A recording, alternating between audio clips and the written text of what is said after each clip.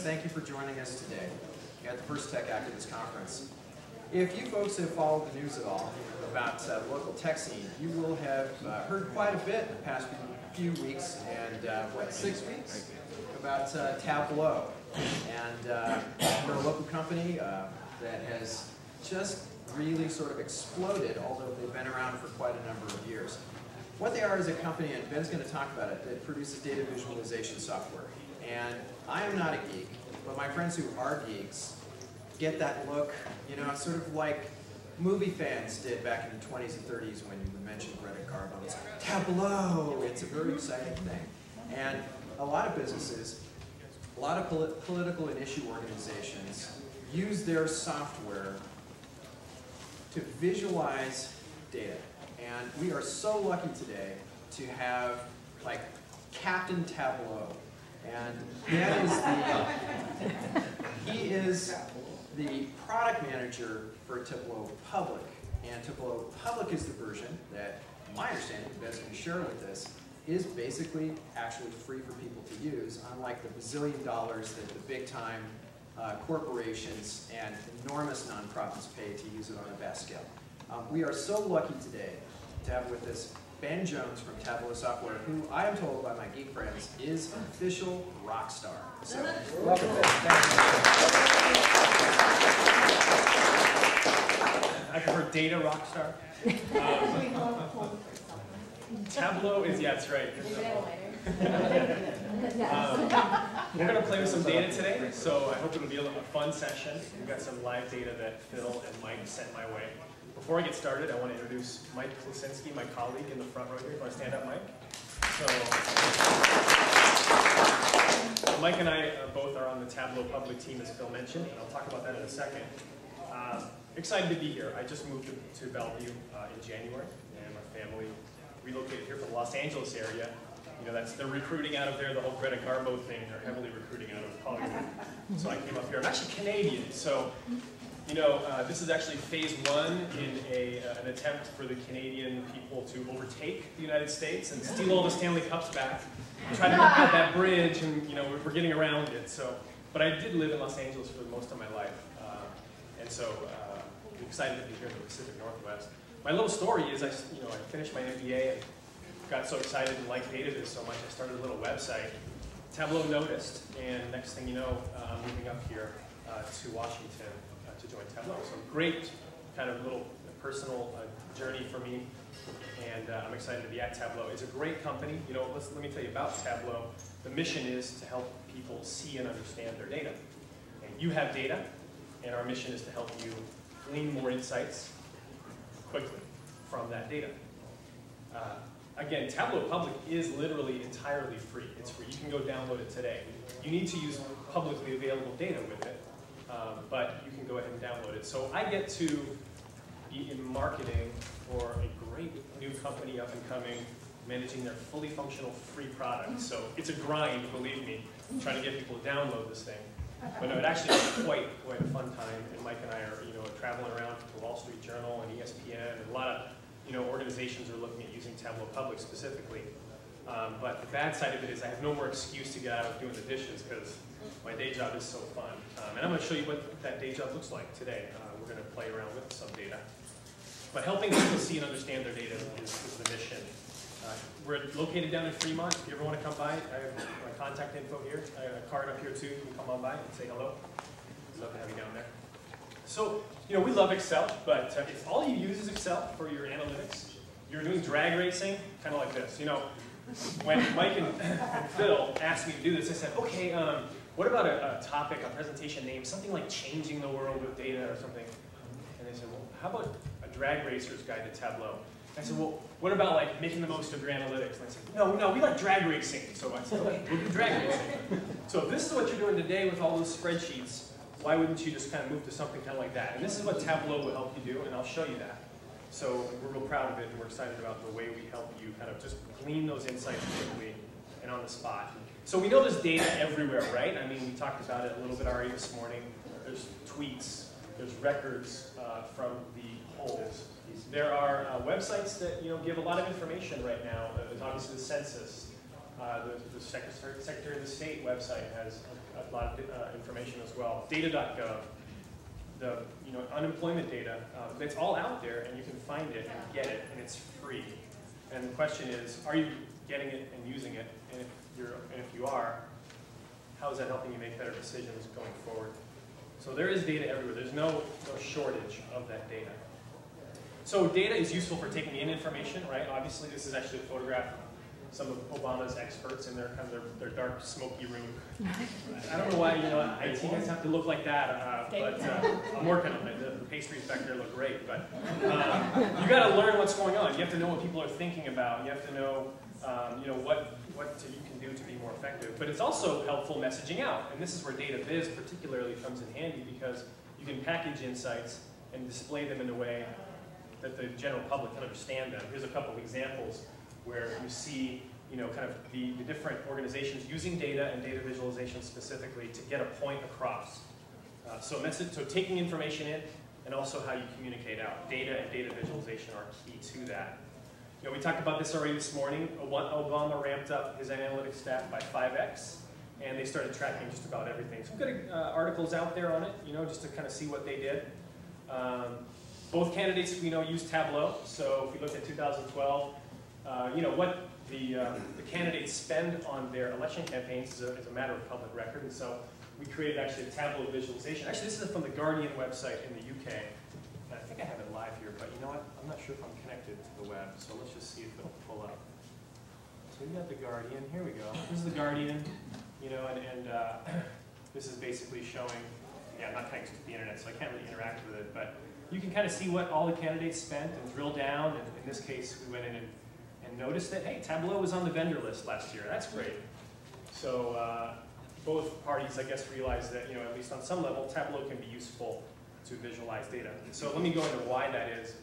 And it's really because Tableau is the difference between seeing a big table of numbers and actually bringing that table of numbers to life in a way that's engaging, in a way that's interactive, potentially, as I'll show, in a way that helps you really understand and that light bulb goes off.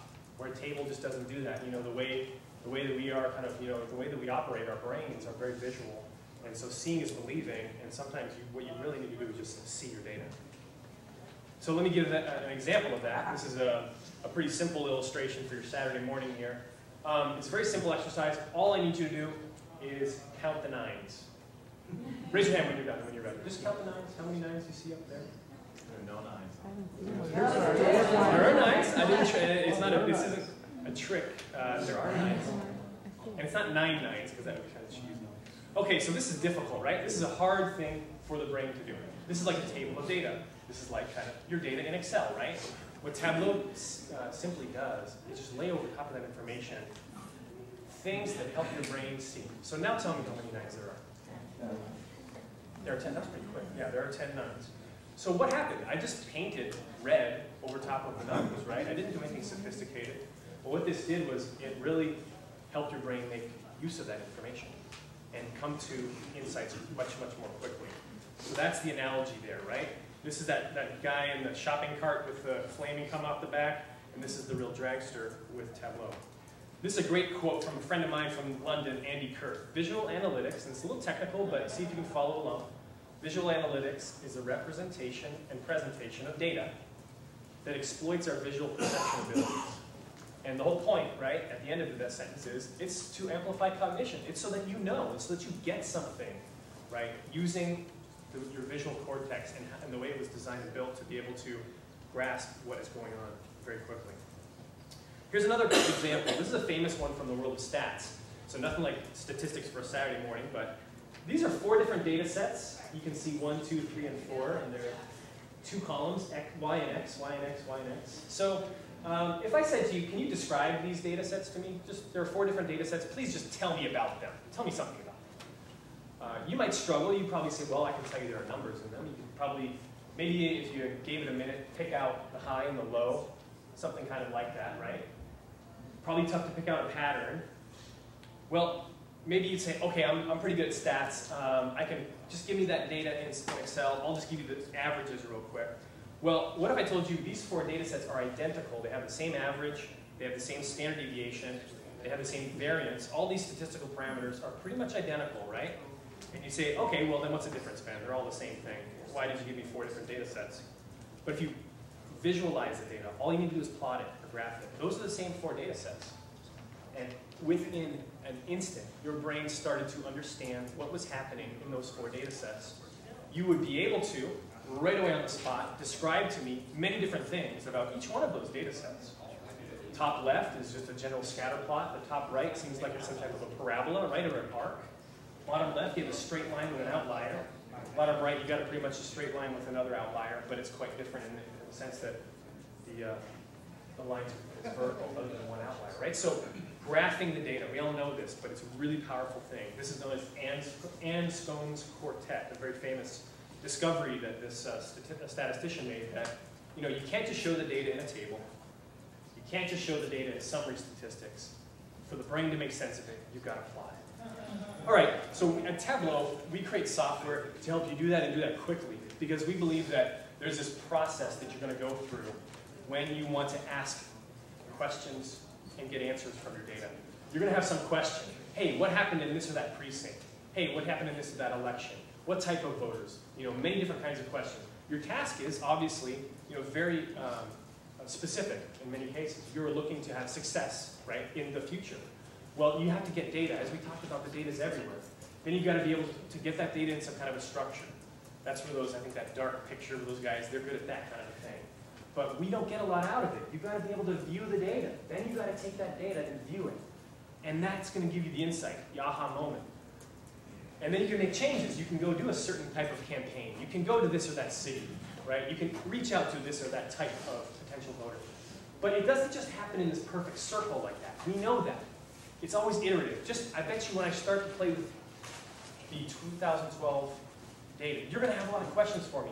As soon as I show you something, you're going to want to know something a little different. So you've got to be able to bounce around this cycle and go from developing the insight, and now you immediately say, you know what, we really need to get a different kind of data. Let's go get that data. We got it. Now we're back over here, right? And we're moving around in this cycle. And so the trick is, and success comes from being able to help people navigate this cycle very quickly, right? And that is what Tableau does. So political data visualizations are everywhere. This is a great one about cats and dogs and who's winning the battle. This is actually cat ownership and dog ownership. I'm sorry, I showed you the wrong one. We all know this one, right? I don't know, actually how many people have seen this one? 512 paths for the White House? I do live in a data visualization bubble. Okay, this is great. These guys in the New York Times showed, hey, what happens in this presidential, right? What happens if Obama wins Florida, right? Oh, election's over. All he needs to do, he wins Florida, he wins. Oh, if he doesn't win Florida, well then maybe he can win North Carolina. Yep, he wins, right? And Romney, what's the path he needs to take to win, right? So those are ways that they were visualizing the potential outcomes going forward. And you can see it's like a flow chart. It flows down, and you immediately start saying, oh, wow, there are a lot of different states that Romney needs to take, right? Based on where, we're looking at swing states, obviously. He needed to win a lot of the swing states to take the White House. Obama didn't. He only needed to take a couple of the swing states. Okay, so visualizing that data gets that point across to the general public right away. More vises. Top left, this shows the direction of the country. How satisfied are you? The country is headed in the right direction, right? Bottom left, Twitter data. We talked about that. What is Obama tweeting? What is Romney tweeting? How is that affecting the population? This is a great one. It's hard to make sense of, but there's a lot of information in there. It's every county in every state, how big the county is in terms of population, and then how blue it is obviously means how strongly Democratic it voted. How red it is how strongly Republican it voted. Lots of different ways. Visualizations on the web right now. Just do data visualization politics. Google image search. You're going to see all kinds of these amazing visualizations right now going on. Word clouds, lots of really innovative types of approaches now. This is my favorite one. Again, I told you I was from Canada. So this is one showing beer and politics, right? So Democratic skew, Republican skew, low turnout, high turnout. What kind of beer they drink? Great. Love that. Yeah. Any microbrew. Oh, there it is right there, right? High turnout Democrats, right? Where are we? Republican skew, high turnout. You're like in Yingling. So, you know, what would a Canadian presentation be without something above beer? Miller Lite, yeah, Corona, high Democratic skew, very low turnout. No idea where their data came from. No idea where their data came from. I cannot verify the underlying data here, but again, you know, just interesting things out there and interesting perspectives. And we laugh and joke, but hey, maybe this could inform some kind of campaign somewhere around the country. Demo. Okay, so what I was given by Mike and Phil is really cool, and actually you could go get it too from the Secretary of the State website, and I'll show you the two. We'll just start with this one website, this one data set right here. Basically, it just shows all the precincts. Right, again, this is the shopping cart view. All the precincts, registered voters, and the count of votes for all of these different candidates for a number of different races. Okay, very good. So if I asked you again, just like Anscombe's quartet, just like finding the nines, tell me something about this. You'd have a hard time with it, right? You need to work with it. Well, at Tableau, our response or our solution to this problem, what do we do with this data, is to immediately visualize it, to bring it into Tableau. And this is what we're going to end up building here. Let me just show you, but we probably get all the way through it just in the interest of time. I want to allow you to ask me questions as well. But you can start to visualize the results, the candidates, the vote count, the map. Okay, this is what we're going to start to build together. So let's just start it. What about a map? So let me show you how easy it is in Tableau to make a map out of data. So we have counties, and check it out. Tableau automatically recognizes this little globe up here. The screen resolution is small, so it might be hard to see, but take my word for it. There's a little globe right there. So Tableau knows that the county field that I linked to in Excel is a place, and that's a certain county. So I can drag it out here and see what names there are, and they'll be familiar to you. Adams, Assateague, Brenton, and so on. All of our counties here in the state of Washington. Well, I can take a look at the percent of the voters who voted Republican by county, just by going up here and creating a map. Now, this isn't really the way I want to see it, right? Because green doesn't really help me, but I can edit the color palette. And this is just clicking. There's no programming. There's no coding. There's no tricks. This is a very simple thing.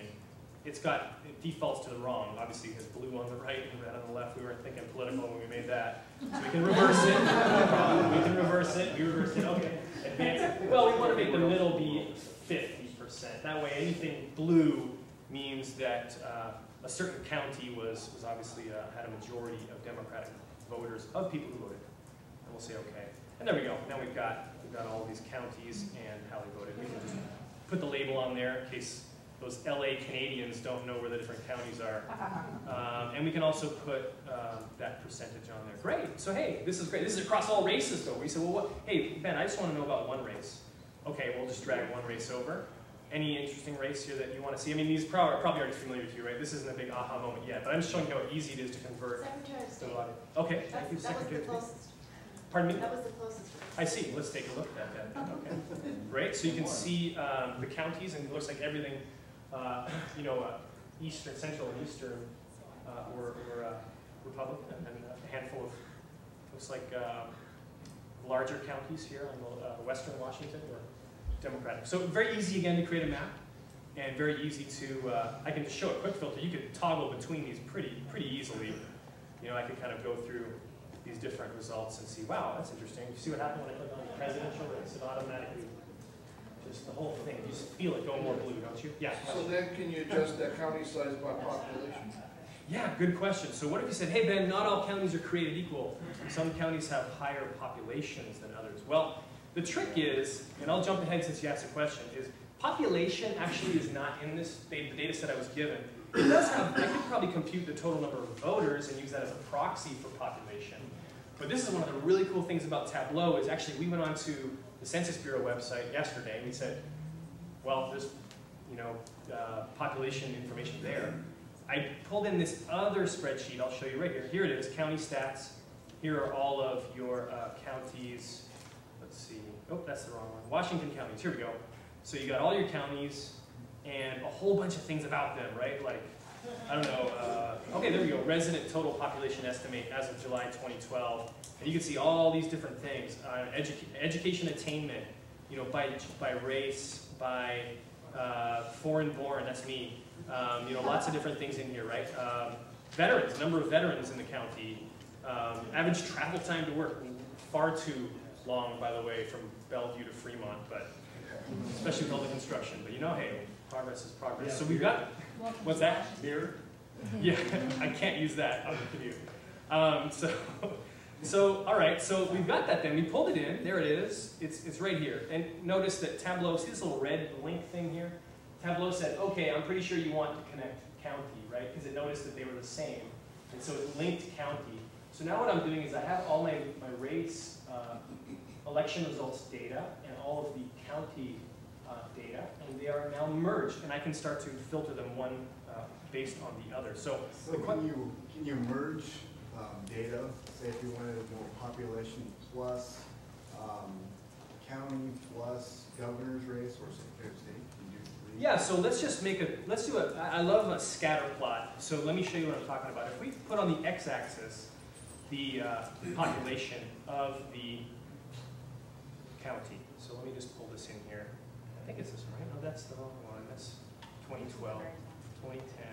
Yeah, it was on the, and then Tableau just rearranged it here. Here we go. I think this is it.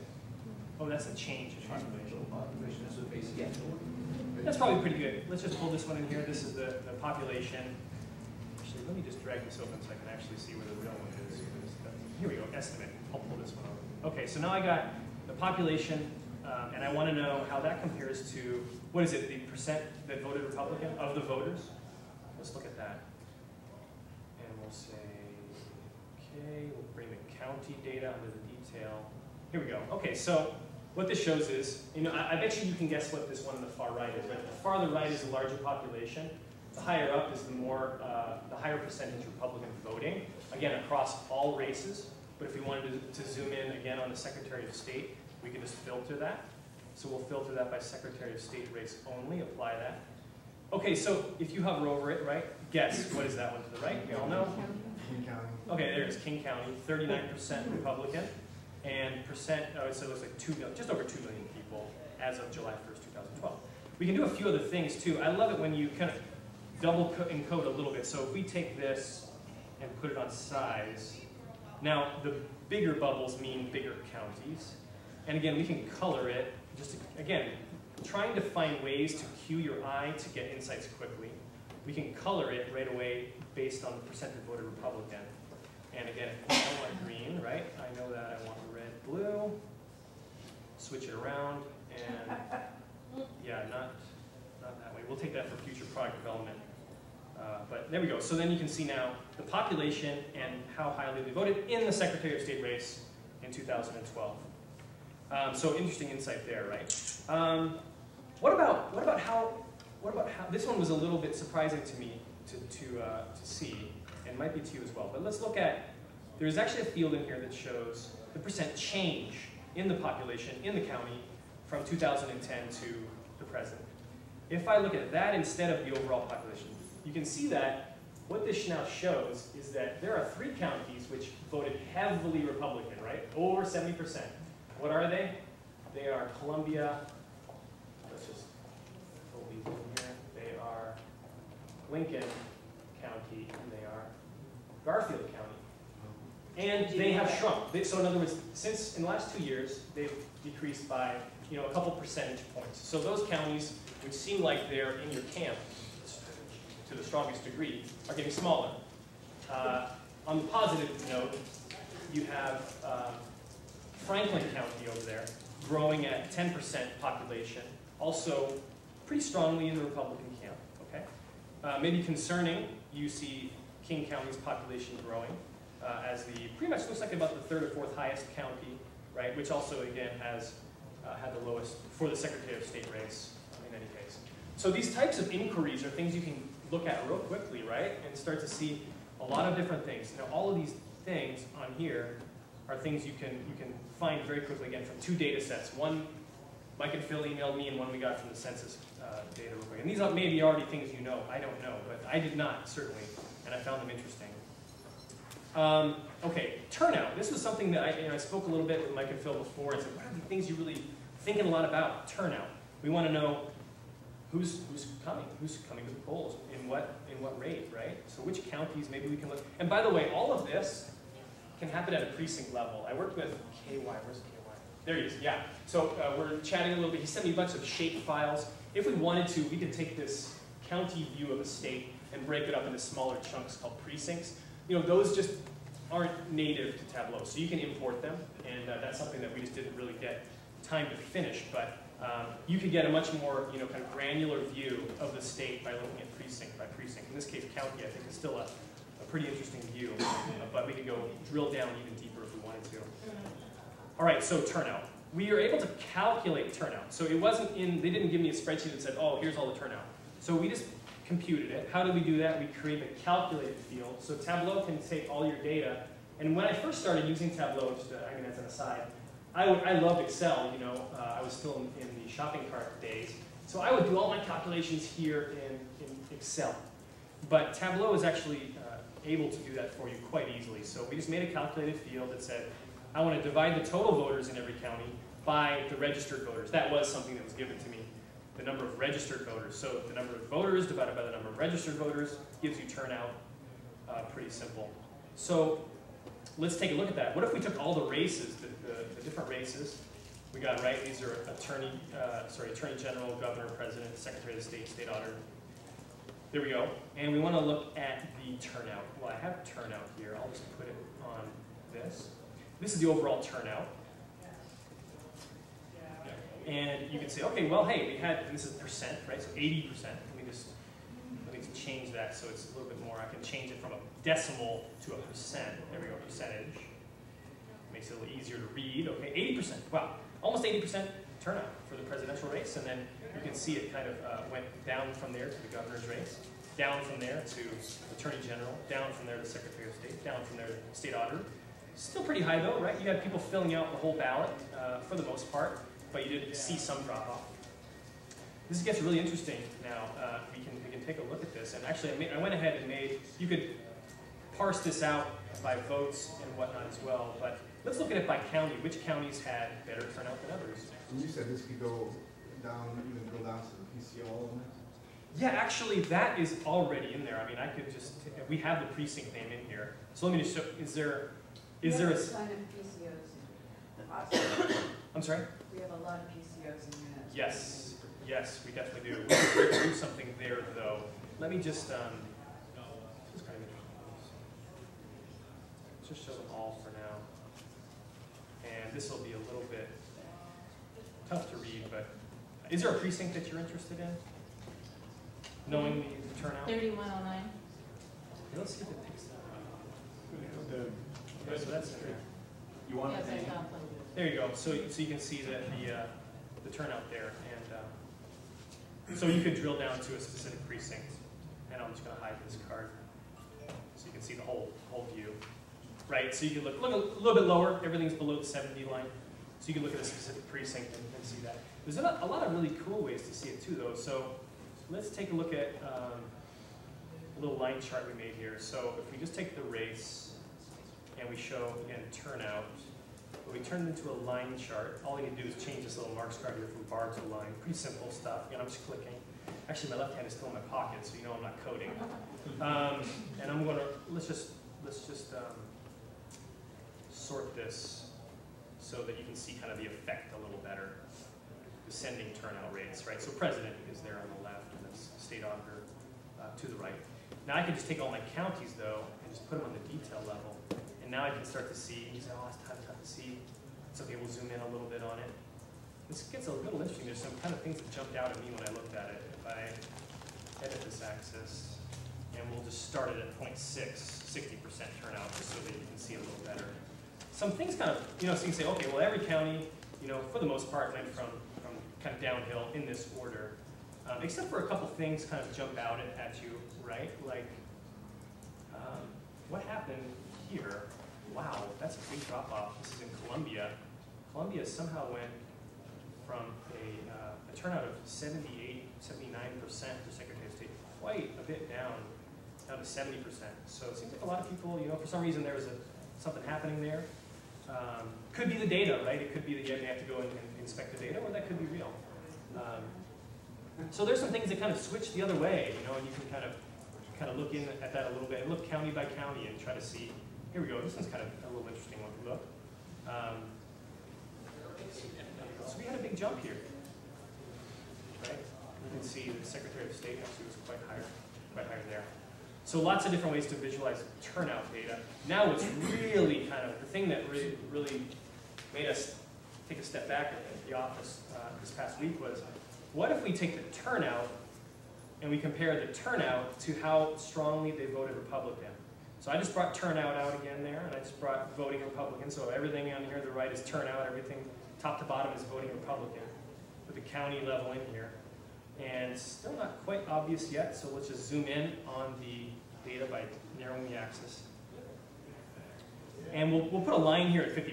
And let's do the same thing we did with the other bubbles. So we'll make, in this case, the total voters will be the size. That's kind of a proxy. That's cool. Put the voting as a color. Switch that around again so you get your red-blue effect. Reverse that. And lock it in with 50%, meaning a white, meaning it was pretty much on the fence. Okay, we'll size it up a little bit. We definitely want to show a line at 50. That's a pretty important line, right? 50%. We can add that in there. A constant line at 0.5. Okay, there we go. There's our bar. Let's actually add the average turnout for the counties. Add reference line. Compute the average. Okay, I'll put the average. There's my average one. So what I now see is kind of 4 quadrants, right? And the ones here on the top left, let's change them so you can see it a little better. Circles. And let's put the county name on there. It's going to get a little busy, bear with me, but you can kind of see all the counties. So what I can see right away is, oh, wait a minute, what happened at Yakima? We had pretty good results, but it was far below average in terms of the turnout. Well, that hurt us. So if we had higher turnout in Yakima, it certainly seems that that would have had a positive effect. Benton maybe could be put out there as a success case, where you had above average turnout and very strong, obviously, results here. And still a pretty decent size, right? So adding the size to the shelf really helps because you can focus in very quickly on, you know, the ones that are really going to, let me just soften the county name a little bit. The ones that are going to make a huge difference, okay? So now I'm kind of already seeing, and this could start to inform strategy going forward. Well, what could we do to improve these ones in the top left quadrant in terms of turnout? What can we do? What can we learn from the ones in the top right to then kind of steal some different approaches and move them over into this higher turnout? Blue and less blue. I'm sorry? Turn that big blue and less blue. Yeah, turn that, yeah, there you go, right. Change, there you go, a tiny percent in change in King would have a pretty big effect on the overall statewide. Yeah, Okay. Yeah. I'm a PCO, but I'm also on a campaign, a local campaign. It's a mayoral race, and what I need to do is I need to be able to take the precincts within a municipal area on a map. And this, I know, for PCOs is probably going to be the strongest application you can come up with. Yeah. And the thing is that what I've had to do in the past is I've had to analyze with a spreadsheet, you know, the hard way, the shopping cart. Yep, right, the shopping cart. What I would like to be able to do is get at data arrayed according to those precincts so that I can tell my candidate where he needs to go and knock on doors. Right. So what I need is a map that might represent in those precincts, say a color, Sure. that would show, you know, what the, you know, for example, you know, who is it that's most likely to vote, and what precinct is Right. the strongest votership. Hi, sir. So is there a facility to be able to do that with? Yeah. If we could keep questions very, very brief and perhaps at the end Okay. of Ben's talk. Yeah, so we can talk about that afterwards, and that's, I think, Oh, where I'm sorry. you, me, and KY need to put our heads together, because Tableau would need to have those shape files for the precincts if you wanted to see it on the map. You can always make a list of the precincts in Tableau, as long as you have the precinct name. You can do quite a bit of analysis, but if you needed to see it laid out on a map, we need to do one extra step, which would be import the shape files. Okay. Can I Yeah. ask a clarification? sure. Okay, so are the percentages they're showing that voted for, like, above 60%, is that the percentage of registered Republicans or registered Democrats in that area? Or is that just the percent? Registered voters, so 2012 registered voters, either party, taking the sum of all of the people who did vote and comparing it to the registered voters. Oh, Yeah, but you can also probably do that and see, well, did we have a higher turnout on the Republican side, or did we have a higher turnout on the Democratic side? I wasn't given the data of registered voters by party. If you had that, You can start to see, you know, maybe the turnout, maybe what drove the turnout there in Yakima was mostly Republican turnout versus. Well, what we're always constantly trying to do is figure out, okay, so we have all these registered voters that say that they're either Republican or you know, they have them by 1 to 6. Okay. We're trying to figure out, well, how do we target those people so that we find out, are they gonna vote Republican this time, are they gonna vote Democrat, or they're not sure? Sure, sure. And that's where you probably, as we mentioned, you know, kind of taking a little bit more of the streaming view of what data can we find out about those potential voters as it's coming in now. Things about their behaviors, not necessarily about how they voted in the past, but maybe something more granular.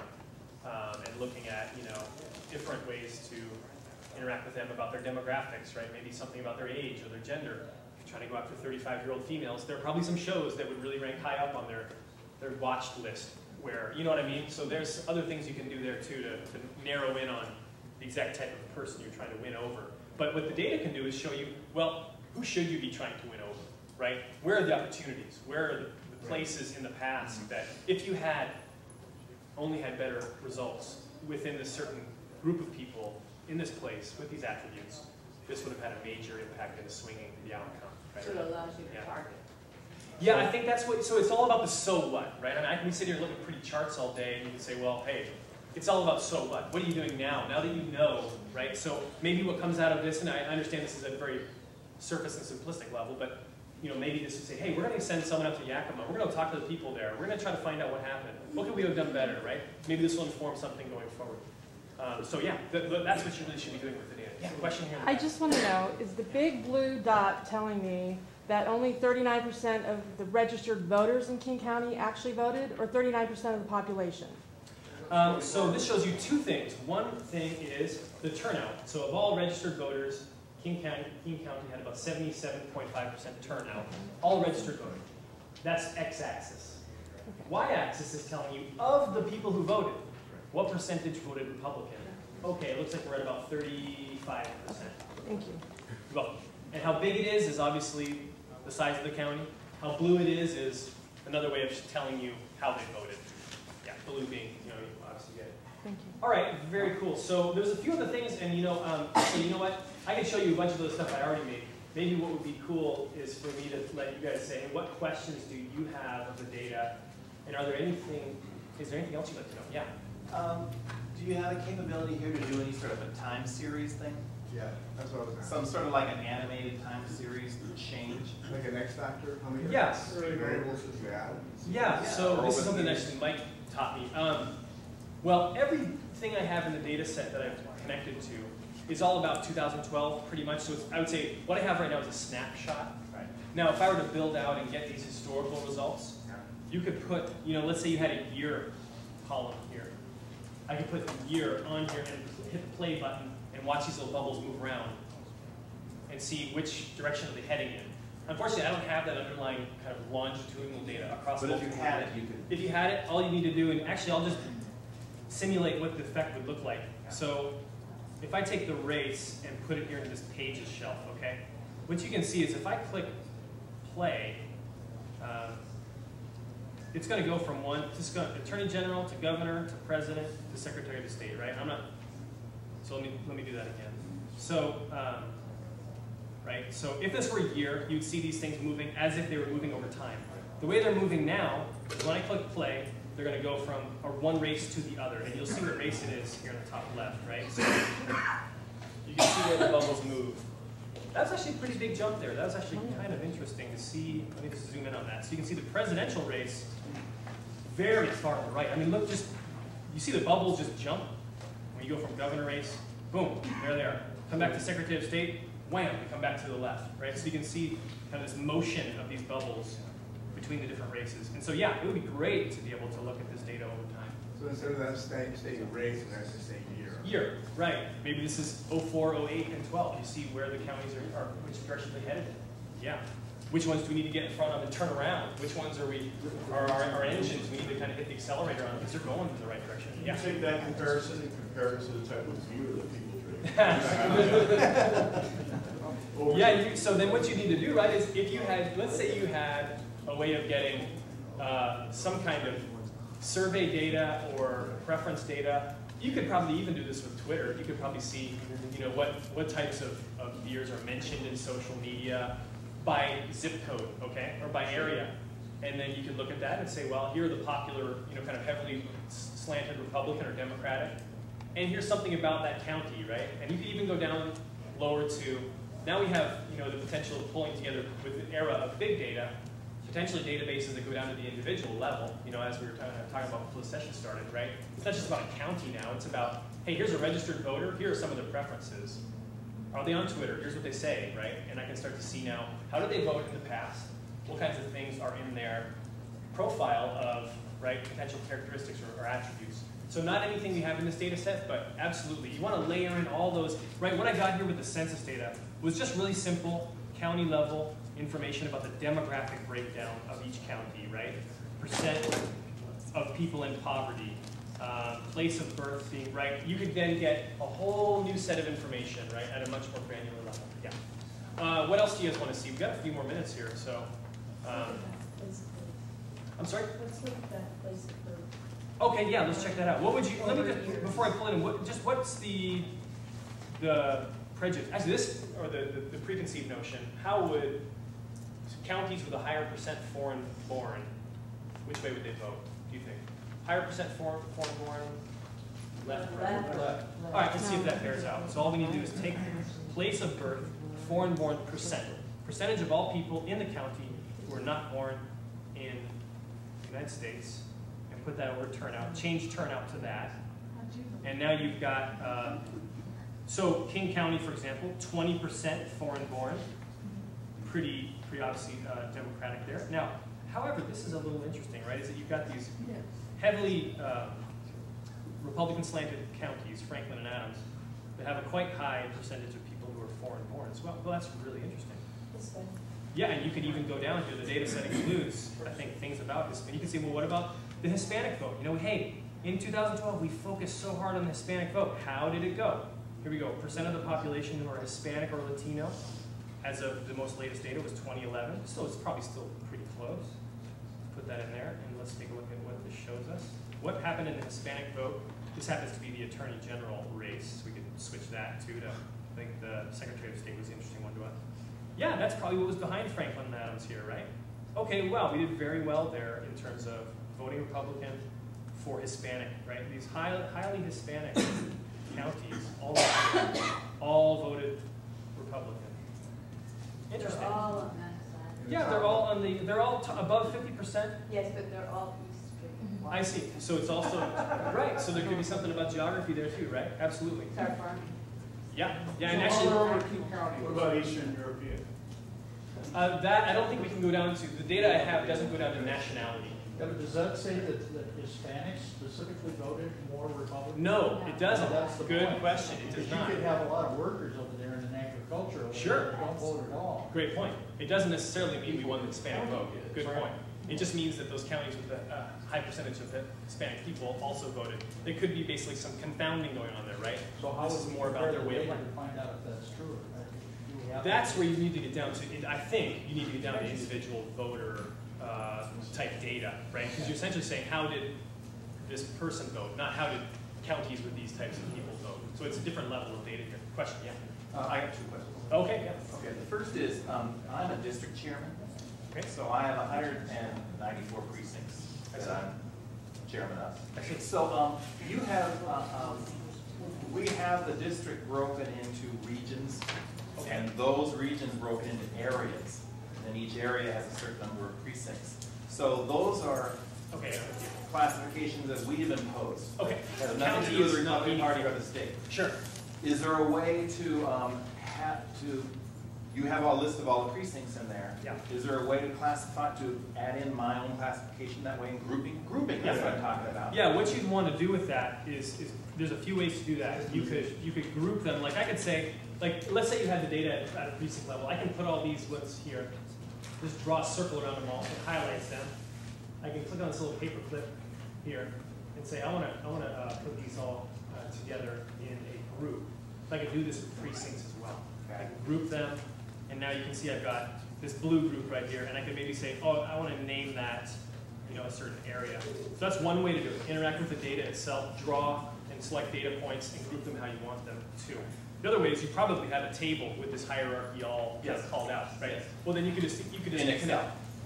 Perfect. So then here's what you do. You go file, you go data, connect to data, top left there. You go find your Excel data spreadsheet, and then you would link it based on the precinct name, which is in here, right? I have the precinct name in here. Okay. And then it's already there. Then you can start to do all the same analysis we're just doing through that blended data source on your regions and areas. Fantastic. Okay, so my second question is, Yeah. I understand you have shape files for counties.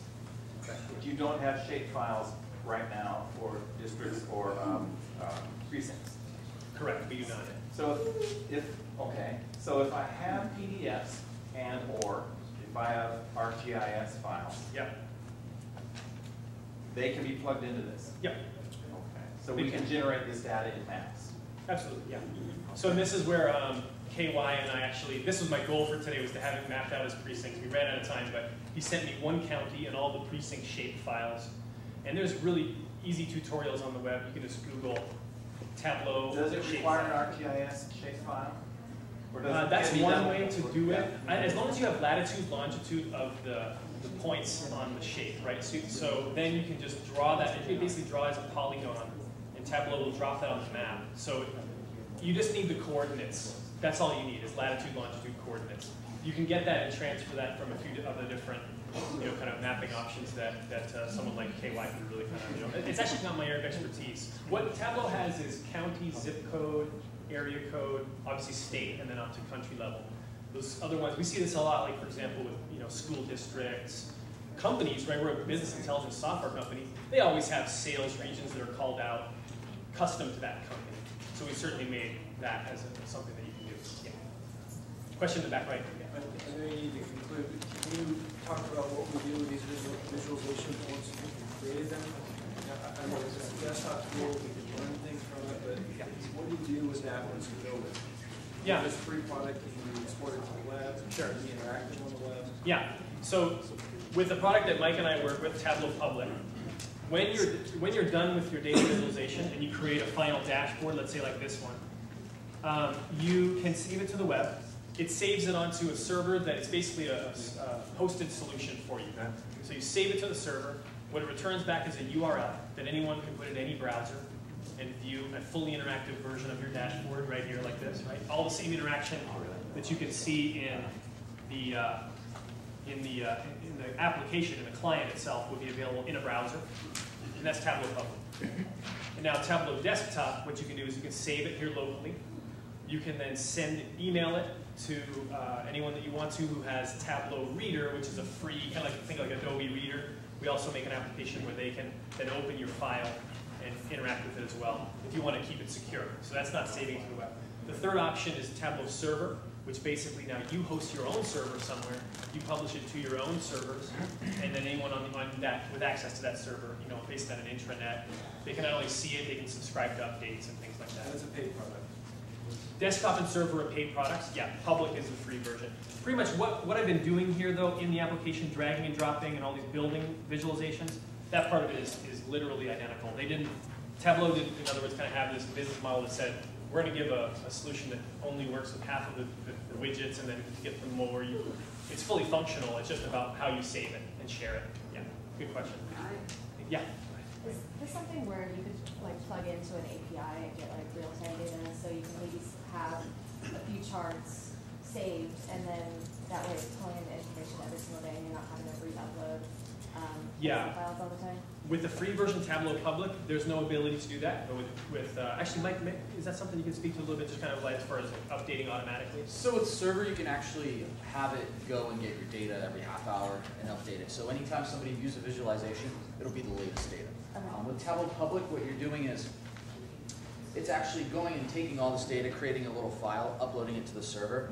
And so that visualization that's on the web is based off that file. And there's no way to automate that. So the free product is not automatable, but the server product is automatable.